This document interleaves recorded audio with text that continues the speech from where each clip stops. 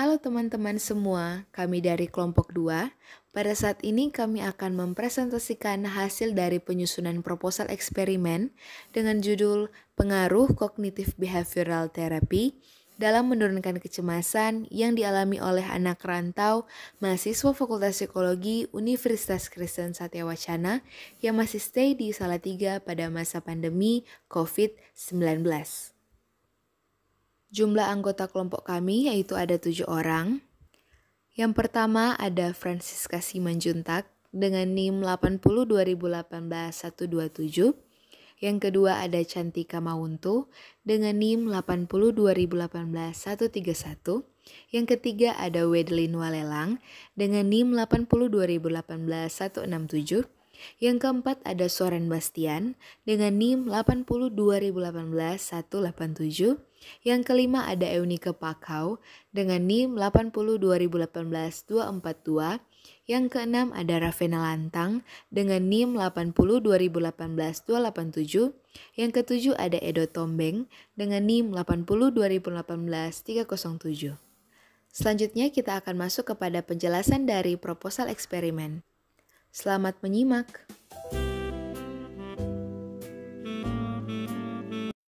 Fenomena yang kami ambil ialah mewabahnya virus COVID-19 ke Indonesia yang juga mempengaruhi banyak aspek, dimulai dari kesehatan fisik yang mulai menurun, kesehatan mental yang mulai diserang, dan aspek pendidikan sampai ekonomi yang juga menyerang seluruh lapisan masyarakat Indonesia. COVID-19 adalah jenis virus yang masih baru yang akhirnya membuat berbagai pihak kurang mengerti cara mengatasi dan menjaga agar tidak terpapar virus ini. Mewabahnya virus corona di ratusan negara, pemerintah Republik Indonesia membuat protokol kesehatan. Hampir di setiap negara termasuk Indonesia harus menutup sekolah dan juga perguruan tinggi seperti universitas. Semenjak ditetapkan bahwa setiap aspek pendidikan akan melaksanakan kewajibannya seperti belajar dan mengajar dilakukan secara online, hal ini cukup membawa dampak bagi yang menjalankan segala sesuatunya secara online. Momen yang paling menantang adalah bagaimana manusia harus bangkit dari krisis yang dihadapi. Wabah infeksi seperti ini menimbulkan reaksi panik bagi manusia sehingga menimbulkan kecemasan. Ini diambil dari Psychology Today pada tahun 2020. Fakultas Psikologi UKSW merasakan dampak yang sangat besar karena terbiasa melakukan kegiatan secara langsung atau secara luring, dan sekarang harus dibatasi oleh ruang dan waktu. Dari kebijakan baru ini membuat sebagian besar mahasiswa UKSW memilih untuk kembali ke kampung halaman bersama dengan keluarga. Namun ada juga mahasiswa rantau yang masih memilih untuk tinggal di Salatiga dengan berbagai alasan. Alasan yang paling umum ditemui yaitu mereka takut ketika pulang mereka membawa virus untuk keluarga mereka. Ketika pandemi berlangsung, hal ini dapat menimbulkan kecemasan di masyarakat, di mana ketika orang-orang mengalami kekhawatiran akan kesehatan mereka, jika berinteraksi dengan orang lain, kecemasan yang dialami seseorang akan juga muncul. Nah, pada kecemasan ini, pada setiap orang pastinya akan berbeda-beda. Seperti kecemasan tidak bisa keluar rumah tanpa harus menggunakan masker, kecemasan akan interaksi dengan orang lain di luar rumah, interaksi dengan sesama, kecemasan untuk mahasiswa yang merantau tidak bisa makan dikarenakan rumah makan yang banyak tutup, dan juga kecemasan dari orang yang berjualan kehilangan pelanggan, dan masih banyak kecemasan yang timbul dari pandemi COVID-19 ini.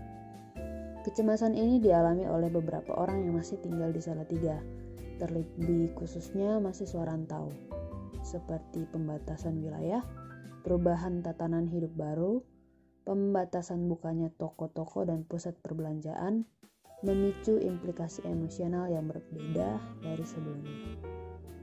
Nah teman-teman, sekarang kita masuk ke teori yang kami ambil, yaitu teori kecemasan dari tokoh Nevitt pada tahun 2005, di mana ia mengatakan bahwa suatu kecemasan adalah aprehensi atau situasi perasaan yang sedang tidak tenang, atau suatu perasaan-perasaan khawatir atau perasaan-perasaan yang negatif, yang dimana individu itu selalu mengeluh akan kondisinya saat ini, dimana kondisi-kondisi buruk nantinya akan terjadi kepada individu tersebut di kemudian hari atau di masa depan. Nah, kondisi-kondisi ini menjadi buruk di masa depan ketika perasaan-perasaan itu muncul kepadanya. Nah, misalnya seperti kecemasan pada kesehatannya, misalnya dia merasa kesehatannya akan memburuk jika ia makan ini, makan itu sebuah kecemasan. Nah, terus kecemasan terhadap relasinya dengan orang lain, misalnya kalau dia berhubungan dengan orang ini akan menjadi apa, terus dia berhubungan dengan orang yang ini, dia nantinya akan menjadi apa nantinya. Bahkan kondisi-kondisi lingkungan di sekitarnya pun bisa menjadi faktor individu ini mengalami kecemasan. Nah, yang pada akhirnya kecemasan ini pun bisa mempengaruhi aktivitasnya sehari-hari, dimana ketika ia mengalami kecemasan, aktivitas sehari-harinya pun ia akan cenderung untuk kayak ini bagaimana nantinya, ini bagaimana. Nah, itu akan menjadi sebuah hambatan atau akan menjadi sebuah hal yang buruk nantinya kepada individu tersebut. Nah, hal ini dapat menjadi sebuah permasalahan kepada kesejahteraan psikologis dari individu itu tersebut, di mana aktivitasnya terganggu ketika perasaan-perasaan ini muncul kepadanya. Jadi dapat disimpulkan bahwa ketika perasaan-perasaan negatif ini muncul, atau perasaan khawatir, perasaan tidak tenang, perasaan yang tidak nyaman akan suatu hal, akan suatu kondisi yang sebenarnya nantinya itu tidak akan terjadi, akan tetapi individu ini merasa kayak ini akan terjadi di kemudian hari kok, ini akan terjadi nanti. Nah, itu akan mengganggu aktivitasnya dia. Nah, dari teori yang tadi sudah saya bilang, kita akan mengambil aspek-aspek dari kecemasan pada tokoh Neville ini. Nah, aspek yang pertama yaitu gejala fisik, di mana gejala fisik ini itu dapat dilihat dari ketika orang tersebut atau individu tersebut itu mengalami perasaan yang gelisah. Nah, perasaan yang gelisah itu bisa timbul dari di mana ia mengeluarkan banyak keringat, baik keringat tangannya berkeringat atau dahinya atau tubuhnya itu berkeringat. Nah, yang kedua yaitu mengalami gangguan pernafasan. Jadi pernafasannya itu ketika ia mengalami kecemasan seperti susah untuk bernafas, seperti sesak nafas yang ya itu adalah gangguan pernafasan. Habis itu jantung yang dapat berdetak kencang tanpa penyebab apa-apa, lalu perasaan yang mudah naik turun, sehingga perasaan-perasaan itu atau suasana hatinya itu bisa dapat mempengaruhi moodnya dia. Misalnya moodnya dia naik turun, nah ketika moodnya naik turun, individu itu cenderung akan mudah marah ketika orang lain mengajaknya bicara, atau ketika suatu hal menimpanya, ia akan cenderung mudah marah karena perasaan atau moodnya itu sedang naik turun. Lalu bisa saja suhu tubuhnya itu naik drastis. Misalnya dari suhu tubuh yang normal dia menjadi panas, dia menjadi gemetar. Nah, itu adalah respon-respon dari gejala fisik yang ia alami ketika ia mengalami kecemasan. Nah, aspek yang kedua yaitu gejala behavioral, di mana gejala ini yaitu ketika individu itu berperilaku atau memiliki perilaku ketika ada ancaman datang, ia lebih cenderung untuk menghindar, tidak ingin menghadapi ancaman tersebut. Nah, sebenarnya ancaman itu tidaklah ada, tapi ia menganggap hal itu adalah sebuah ancaman untuk dirinya, sehingga ia lebih cenderung untuk menghindar. Lalu perilaku yang selanjutnya yaitu ia sangat bergantung kepada orang lain. Jadi ketika ia mengalami kecemasan, ia akan cenderung bergantung kepada orang lain, kayak menanyakan ini seperti apa, ini bagaimana, sehingga apa yang harus saya lakukan nantinya. Nah, itu adalah situasi-situasi ketika ia bergantung kepada orang lain. Bahkan bisa saja dia bergantung pada keadaan tersebut. Jadi ketika ia dalam zona yang nyaman, dia tidak akan mau keluar dari zona tersebut. Lalu aspek yang terakhir yang akan kita bahas dari kecemasan yaitu gejala kognitif. Nah, gejala kognitif ini sebenarnya ada beberapa, yaitu dimana perasaan khawatir yang berlebihan, lalu perasaan takut yang tidak jelas. Ketika ada suatu hal, ia merasa sangat takut terhadap hal tersebut, lalu ia memiliki pikiran-pikiran negatif, ia meyakini hal-hal negatif yang akan terjadi padanya, yang sebenarnya hal-hal tersebut tidak akan terjadi, akan tetapi ia percaya bahwa hal itu akan terjadi nantinya. Nah, itu adalah meyakini hal-hal negatif yang terjadi pada individu yang sebenarnya tidak akan pernah terjadi, atau sebenarnya tidak probabilitasnya tidak akan kecil kemungkinan untuk ia mengalami hal itu. Lalu dia tidak mampu untuk mengatasi masalah-masalah yang ada di hidupnya, dikarenakan ia lebih cenderung untuk menghindar dari masalah dibanding menghadapinya ketika ia mendapatkan perasaan-perasaan negatif atau perasaan yang cemas. Lalu di mana pikirannya tidak tenang sehingga dapat mengganggu konsentrasinya ia dan dapat mengganggu aktivitas-aktivitasnya dia. Dimana ketika konsentrasinya terganggu, atensinya tidak tertuju kepada satu hal atau fokusnya itu terganggu, ia akan cenderung untuk bagaimana ketika ia mengalami hal itu, aktivitasnya pun akan terganggu karena ia tidak fokus terhadap satu hal gitu, atau terhadap masalah yang ia alami, ia tidak bisa menghadapinya, dimana pikiran-pikirannya itu hanya pikiran-pikiran negatif saja begitu. Sehingga perasaan-perasaan negatif ini akan cenderung bertahan lama ketika perasaan cemas ini muncul.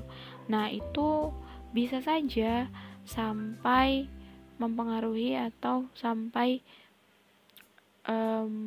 ada pada dirinya itu dalam jangka waktu yang cukup lama ketika ia tidak berusaha untuk menangani kecemasan tersebut atau menangani perasaan cemas tersebut.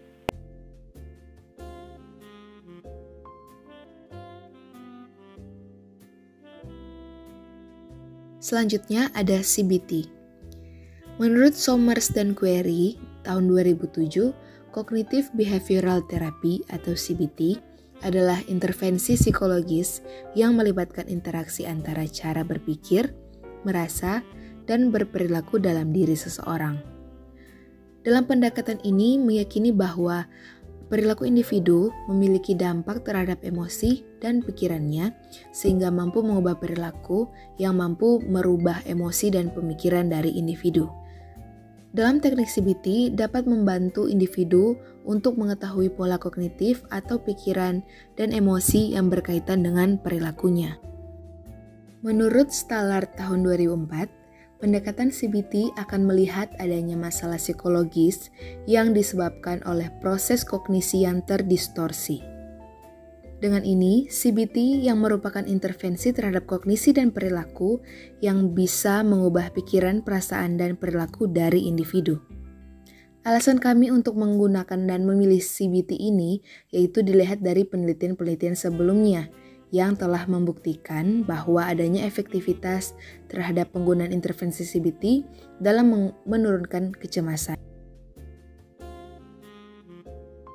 Dengan ditunjukkan perilaku mahasiswa rantau yang cemas saat bertemu dengan orang lain atau berinteraksi dengan orang lain di luar rumah dalam keadaan pandemi COVID-19 ini bisa terjadi karena adanya terbentuk pikiran yang tidak sesuai dalam menyikapi diri sendiri dan lingkungan mereka.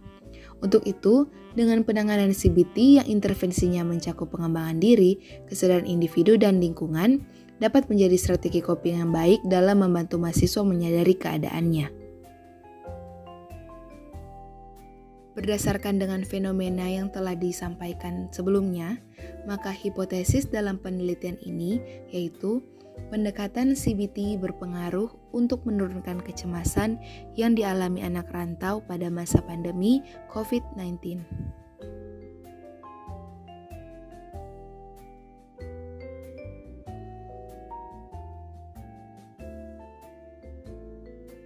Kita masuk pada bagian selanjutnya, yaitu metode penelitian. Bagian yang pertama yang akan kita bahas adalah desain penelitian. Penelitian ini menggunakan desain eksperimen semu atau kuasi-eksperimen. Model penelitian ini yakni dengan eksperimen one group, pretest, dan posttest. Desain dengan pretest dan posttest, di mana pada penelitian ini terdapat satu kelompok saja, di mana kelompok ini pada awalnya akan ada pretest terlebih dahulu untuk mengukur tingkat kecemasan lewat skala kecemasan Hamilton Anxiety Rating Scale atau biasa disingkat dengan HARS terhadap subjek sebanyak 2 kali dengan selang waktu 1 minggu dengan waktu per pretest selama 30 menit. Setelah diberikan pretest,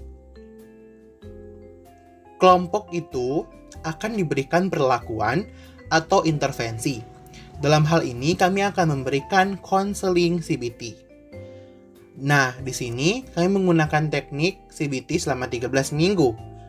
Dan waktu per sesi adalah 60-120 menit. Lalu, setelah diberikan teknik CBT selama pertemuan, selanjutnya akan diadakan post-test kepada kelompok tersebut. Nah, begitu pula selanjutnya. Di minggu kedua, akan diberikan juga sesi kedua dengan teknik CBT yang kedua, lalu akan diberikan post-test pada akhir. Selanjutnya sampai pada pertemuan ke-13. Lalu, kemudian untuk satu minggu ke depannya, hanya akan dilakukan follow up.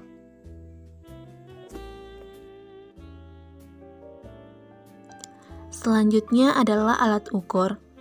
Untuk variabel kecemasan, alat ukur yang digunakan adalah Hamilton Anxiety Rating Scale atau biasa disebut dengan HARS, yang merupakan skala kecemasan yang dikembangkan oleh Max Hamilton pada tahun 1959. Nah, skala ini terdiri dari 14 aspek, yaitu simptom somatik, mood kecemasan, ketegangan, ketakutan, insomnia, perubahan kognitif, depresi, gejala simptom tipe umum, kardiovaskular, pernafasan, gejala gastrointestinal, genitokami, otonom umum, sakit kepala dan berkeringat, serta perilaku yang diamati pada saat wawancara. Nah, setiap aspek-aspek ini akan dijelaskan secara singkat di pernyataan yang akan dibagikan kepada subjek melalui kuesioner. Selanjutnya yaitu Cognitive Behavior Therapy atau CBT.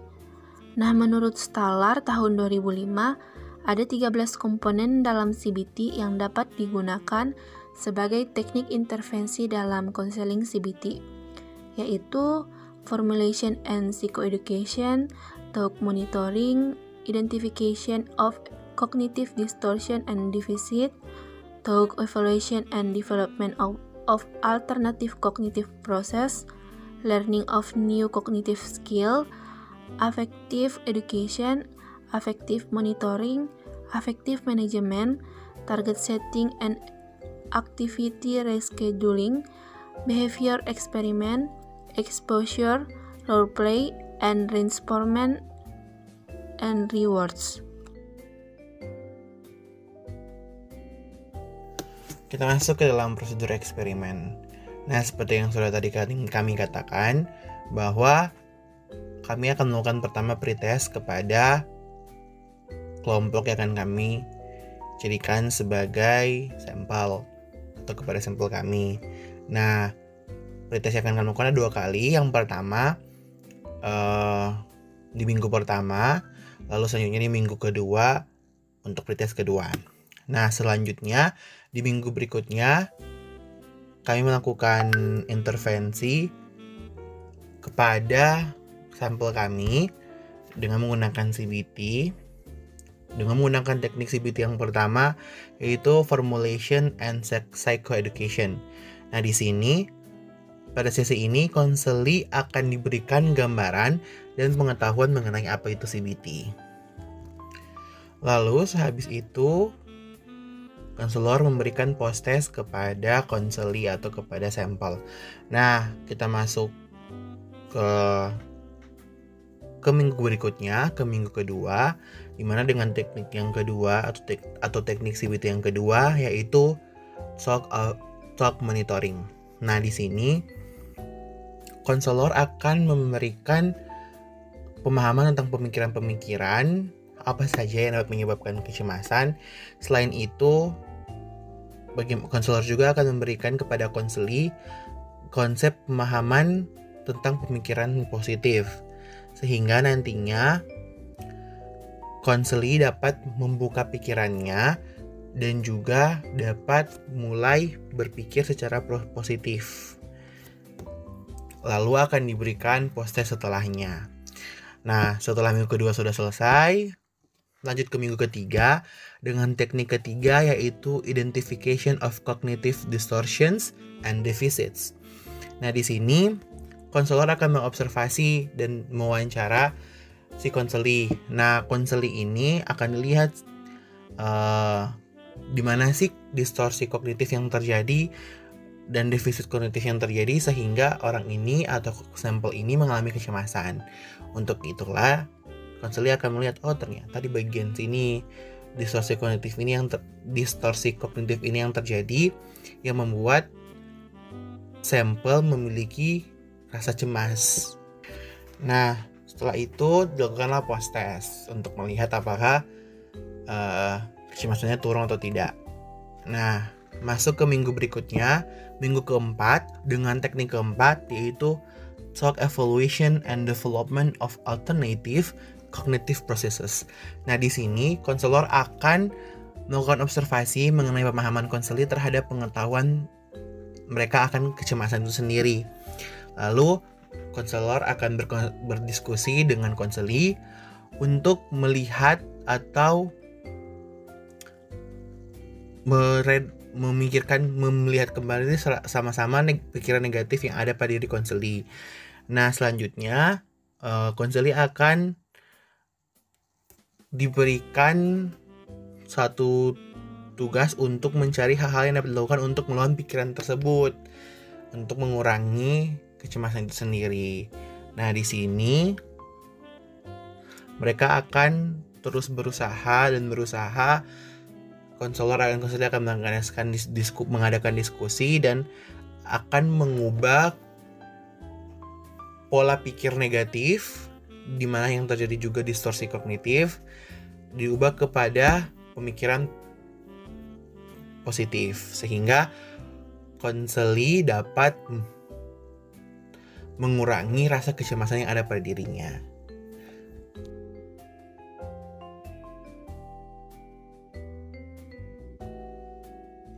Nah, selanjutnya itu pada sesi 5, teknik yang akan digunakan yaitu learning of new cognitive skill.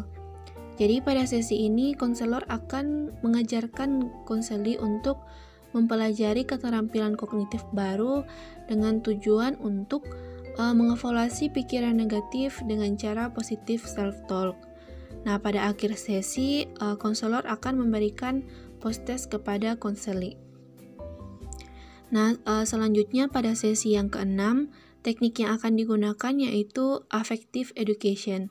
Nah, pada sesi ini, konselor akan memberikan pemahaman bagi konseli berupa informasi mengenai emosi dengan tujuan konseli mampu untuk mengidentifikasi, meningkatkan kesadaran dan dapat membedakan berbagai emosi yang dirasakan seperti marah, cemas, ataupun sedih. Nah, konselor akan mengajarkan konseli untuk memahami perubahan fisik ketika terjadi cemas, marah, ataupun sedih. Nah, pada akhir sesi, konselor akan memberikan post-test kepada konseli. Nah, pada sesi yang ketujuh, teknik yang akan digunakan yaitu affective monitoring. Jadi, pada sesi yang ketujuh ini, konselor akan melakukan wawancara mengenai apa yang membuat konseli cemas dan mengetahui kapan saja rasa cemas itu muncul. Nah, setelah itu, konseli mampu menghubungkan antara emosi, pikiran, dan mengenali intensitas emosi yang dirasakan dengan perubahan yang terjadi. Nah, nanti konseli akan diberikan beberapa tugas dan pada akhir sesi konselor akan memberikan post-test kepada konseli. Nah, selanjutnya yaitu pada sesi 8, teknik yang akan digunakan yaitu affective management. Nah, pada sesi ini konseli akan diberikan pemahaman mengenai jenis-jenis relaksasi. Kemudian konselor akan melatih konseli untuk melakukan relaksasi agar dapat mengatasi beberapa permasalahan seperti salah satunya itu kecemasan yang dialaminya. Nah, nanti pada akhir sesi konselor akan memberikan post-test kepada konseli. Masuk pada sesi 9, yaitu di sini menerapkan teknik target setting and activity rescheduling. Di sini konselor akan meminta konseli untuk menentukan tujuan dari terapi yang sudah disepakati sebelumnya. Dan di sini konselor menerapkan prinsip SMART, yaitu specific, measurable, achievable, relevant, dan time frame. Nah, kemudian konselor juga memberikan konseli aktivitas, di mana bertujuan untuk menerapkan keterampilan baru yang konseli dapatkan di sesi-sesi sebelumnya. Di sini bertujuan untuk meningkatkan perilaku positif dan juga mengurangi perilaku negatif. Sesi selanjutnya yaitu konselor menerapkan teknik behavior experiment. Di sini konseli bersama dengan konselor akan menguji dan mengevaluasi pemikiran dari konseli. Konseli juga nantinya akan diperhadapkan kepada suatu situasi atau kejadian tertentu yang nantinya akan melihat bagaimana respon konseli terhadap situasi tersebut. Teknik selanjutnya yaitu exposure. Teknik ini diterapkan dalam sesi 11. Nah, dalam teknik ini terdapat beberapa tahap yang harus dilakukan oleh konseli. Dimulai dari konseli mengerjakan tugas-tugas hingga jika konseli sudah berhasil, konseli akan lanjut ke tahap selanjutnya sampai masalah yang dihadapi oleh konseli dapat teratasi. Dalam sesi 12 akan diterapkan teknik role play. Di sini konselor akan memberikan arahan kepada konseli mengenai modeling. Di sini konseli harus mengikuti atau mempraktikkan tingkah laku yang ditunjukkan oleh konselor. Di sini akan diberikan waktu dan konselor akan menilai apakah konseli dapat mengikuti arahan atau dapat mempraktikkan perilaku tersebut seperti yang sudah dicontohkan. Teknik terakhir yang diterapkan dalam sesi ini atau sesi 13 yaitu reinforcement and rewards. Di sini konseli diminta untuk melakukan positive self-talk atau berbicara kepada diri sendiri mengenai apa yang sudah terjadi dalam kehidupannya semasa pandemi, berupa apa yang ia rasakan atau apa yang sudah ia lalui. Kemudian konseli juga akan diminta untuk memberikan pandangan positif atau pujian terhadap dirinya sendiri dan juga penguatan. Selain penguatan dari diri sendiri, konselor juga memberikan penguatan dalam bentuk pujian kepada konseli dan juga penguatan kepada konseli selama masa pandemi. Setelah dilakukannya sesi intervensi, mahasiswa atau konseli akan diminta untuk mengisi atau menjawab angket kembali mengenai kecemasannya sesuai dengan kondisinya saat itu. Hal tersebut bertujuan untuk mengukur kembali tingkat kecemasan dari mahasiswa tersebut sebelum dan setelah diberikannya intervensi. Nah, kuesioner atau angket yang digunakan yaitu berdasarkan skala yang sama seperti pada pretest, yaitu Hamilton Anxiety Rating Scale atau HARS tahun 1959.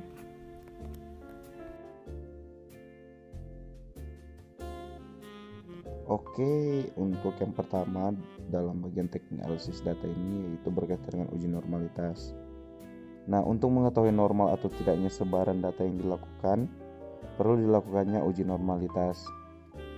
Nah, uji normalitas diterapkan pada skor pretest dan posttest dengan menggunakan teknik Kolmogorov-Smirnov, yang dimana nilai P atau sig pada taraf signifikansi alfa sebesar 5%. Yang dimana jika P lebih dari 0,05, maka data tersebut berdistribusi normal. Dalam perhitungan normalitas ini menggunakan SPSS versi 21.0. Kemudian berkaitan dengan uji homogenitas, yang dimana untuk mengetahui apakah sampel yang telah diambil dari populasi memiliki varian yang sama dan juga tidak menunjukkan perbedaan yang begitu jauh atau signifikan antara yang satu dengan yang lain, maka perlunya dilakukan uji homogenitas. Uji homogenitas ini dilakukan pada skor hasil pretest dan posttest dengan taraf signifikan 0,05 atau 5%, yang dimana perhitungan ini dibantu dengan menggunakan SPSS versi 21.0. Oke, selanjutnya berkaitan dengan uji hipotesis. Untuk menguji hipotesis dari pengaruh CBT terhadap penurunan kecemasan di masa pandemi COVID-19, maka digunakan teknik analisis one sample t-test, yang dimana pengertian dari one sample t-test ini merupakan teknik analisis yang digunakan untuk membandingkan satu variabel bebas, yang dimana teknik ini digunakan untuk menguji apakah nilai tertentu berbeda jauh atau tidak dengan rata-rata sebuah sampel, atau juga untuk menguji perbedaan antara suatu sampel dengan suatu nilai hipotesis. Nah, dalam teknik ini didukung dengan menggunakan SPSS versi 21.0 dengan taraf signifikan 0,05.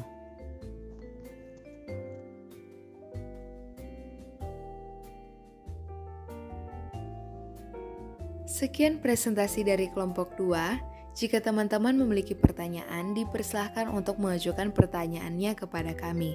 Terima kasih atas perhatiannya. Tuhan Yesus memberkati.